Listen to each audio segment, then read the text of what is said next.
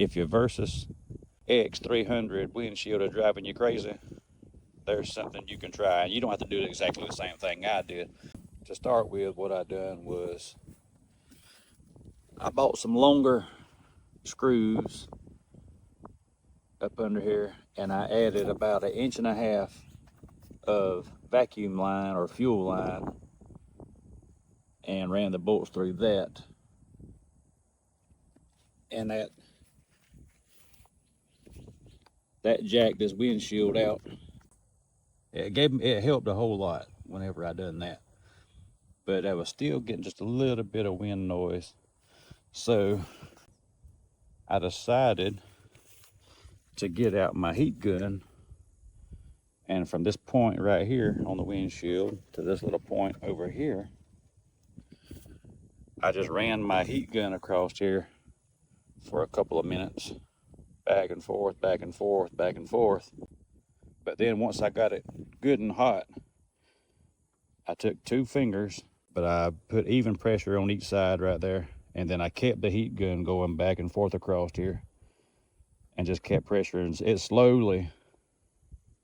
slowly bent. And you can see right here on the corners, that side is worse than this side.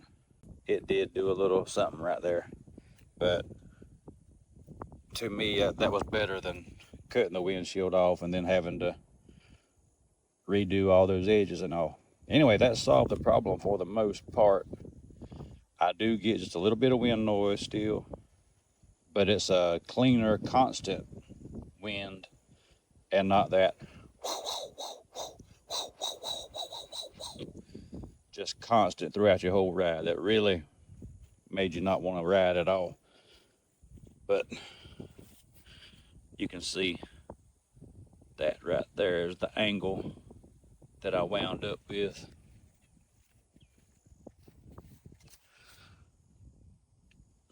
And